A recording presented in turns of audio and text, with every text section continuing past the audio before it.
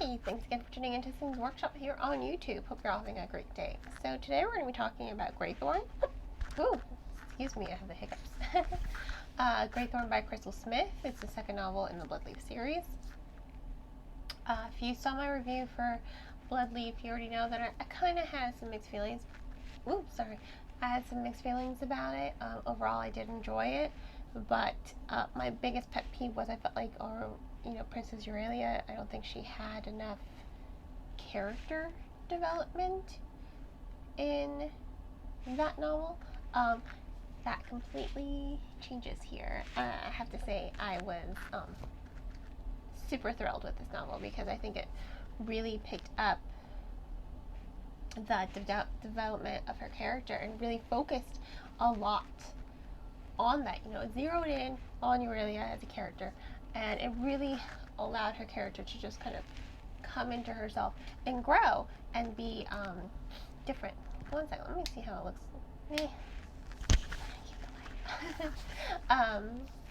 Sorry, it's been a very stormy day today, so it's a little dark, hence the lighting, and I think I put a little too much blush on.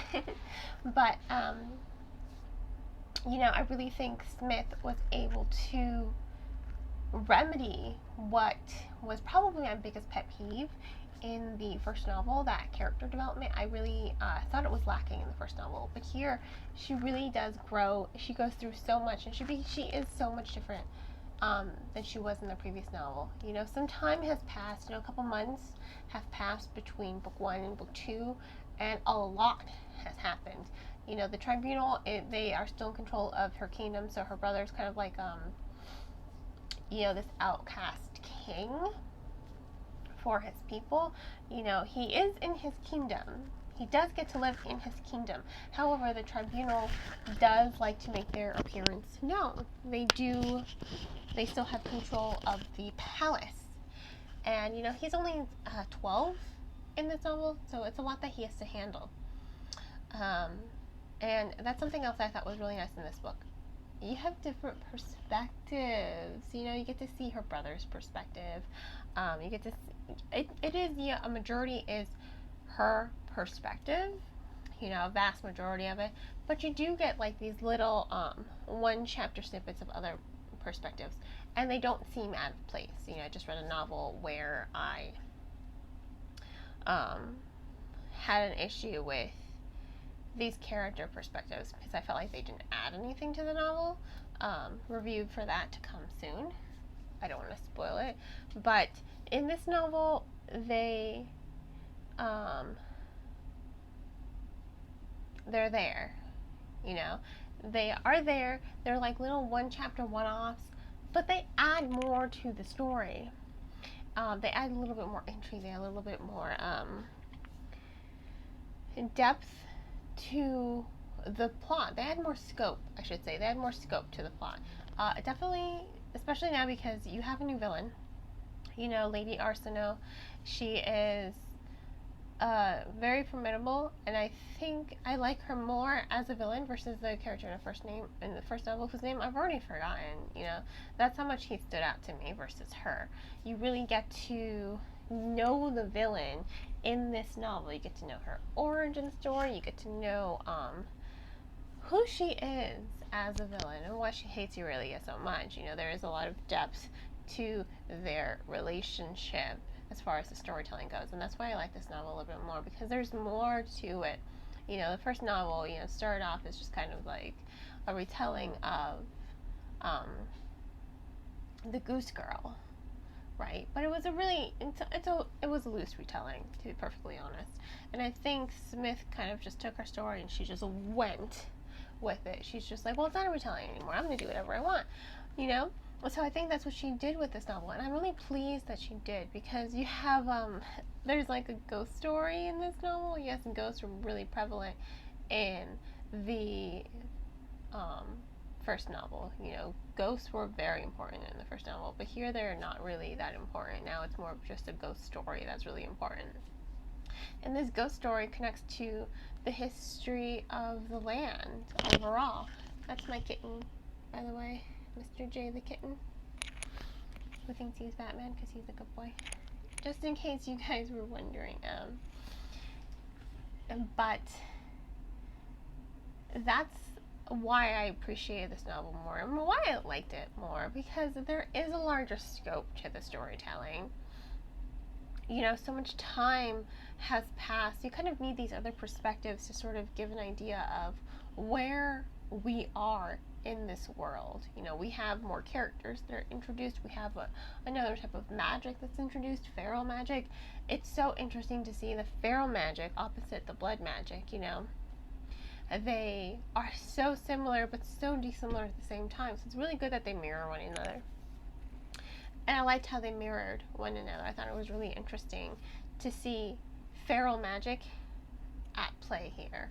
I thought that was really engrossing. I thought it was very enriching. I enjoyed it very much, especially when you have the caretaker of the forest, the witch of the woods. She's great. She's really snarky. She has quite an attitude to her, and she's very different from Aurelia, you know, who's a blood magic user. And their story converges on a very almost intimate level, and I really enjoyed that.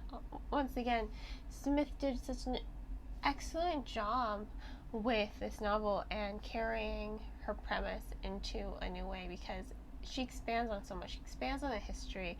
She expands on the magic. She expands a little bit more on I already said history. It's not really the history, but kind of like the world building. You know, we already got to... One second, JJ. He wants to leave the room. But I'm recording, so it's going to wait. She really expands on so much with her storytelling by giving the reader more characters to get to know how these characters are essential to the storyline, and really focusing in on Aurelia's growth, because she's so different and she goes through so much. She's not this kind of naive princess anymore. She's very hardened as a character. She has been hardened so much by everything that's happened, by the events that happened between the books. She's so different, but she grows. She was initially letting herself sort of drown in all her grief, her sorrow, her anger, her need for revenge. She was letting herself drown in all of that. And through the novel, she discovers she doesn't have to. She comes to accept the things that she can't control, and the things that she can control, she's learning to make them better in any way that she can. That's what I think is really good about her character, because she actually grows in this novel, and I was really captivated by that, because it did make her way more memorable than she was in the previous novel. I just didn't think she was memorable at all in Bloodleaf. I liked Bloodleaf as a story. I thought it was good. I just didn't find her memorable. But I do like the new characters that are introduced. I do like how we get to see different perspectives. I like how we get to know the villain, Once again, I don't even remember the villain's name for the first novel. He's just kind of like this evil guy, and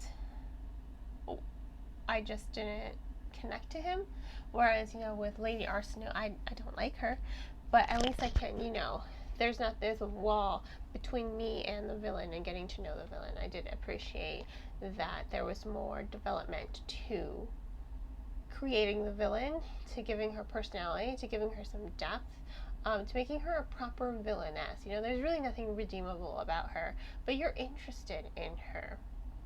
And then as more revelations come to the surface, you're like,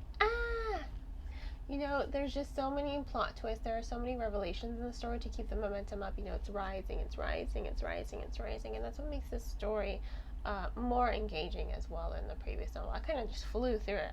I had to know what was going to happen next. I had to know, because there were so many revelations sprinkled throughout the story, and I thought that was so good.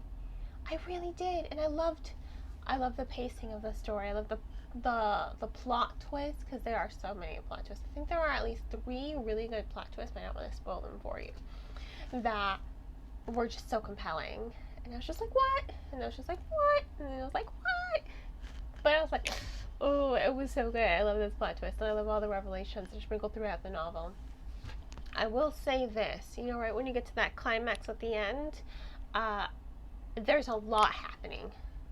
I mean, there is so much happening. I wish that had just been a little bit more detailed, just to slow down the pacing just a little bit more, because it goes like that. It goes so fast. I think the reader can get lost, because there were times where I had to go back and reread like what exactly was happening, and it's really just the last 2 chapters, because the pacing it just shoots out, and it connects to the events of the previous novel with the Malefica, and this evil being trying to come into our land and wreak all kinds of havoc. He really is still determined to stop that from happening. So you have to read the story to understand why the Malefica is still in danger of coming into our world, and how exactly that ties into Aurelia. And it connects really to her blood magic and what happened at the end of Bloodleaf. But the ending of this novel, it does tie up a lot of loose ends, and it makes you want to reread the story again, because you're like, I know how that happens, because it really relates a lot to everything that's happening throughout the story. It really ties back to a lot of events, and it does make it a really engaging story because of that, because you have this desire to reread it, because now I know what that ties to, I know what that ties to, you're still engaged with it. I kind of do want to reread this novel, but again, stack of books this high of arcs that I need to read. So I just wish there had been a little bit more detail to ground me in everything that was happening in the end, because there's a lot. It's a lot that's happening, and the pacing is just so fast, you can lose yourself. And I did have to reread a couple paragraphs. I'd have to go back a page and be like, okay, what? And I would have to force myself to slow down, because you're kind of reading as fast as the story is going, so you're going to miss some things. So I had to force myself to go back and reread a couple paragraphs here and there, and in the end, those last 2 chapters, and force myself to read slowly. So I do think a little bit more detailing in the ending would have benefited the story just a little bit, without ruining the pacing of the story, without ruining the energy, but at least allowing the reader not to get lost in all that detail. So anyway, this was Greythorne by Crystal Leaf, second novel in the Bloodleaf series. If you want to go ahead and purchase it, there's a link in the description below to bookshop.org. Highly recommend bookshop.org, because a percentage of all proceeds do go to supporting local booksellers, and I think right now booksellers do deserve all of the support they can get. If money's too tight, which I know for a lot of us, it is due to COVID-19, check out the book from your local library. Libraries are a great resource. You can check out the book, in person. You can check it out online. You can even get an ebook copy from their digital catalogs, which is really great. I used to do it all the time. And if they don't have the book inside, you can always recommend it. It's super easy. Libraries are a great resource for the community, and they definitely deserve all of the support we can give them as well. And I hope you guys will support me by liking this video and subscribing to my channel. I hope you all have a great rest of your day, and as always, happy reading.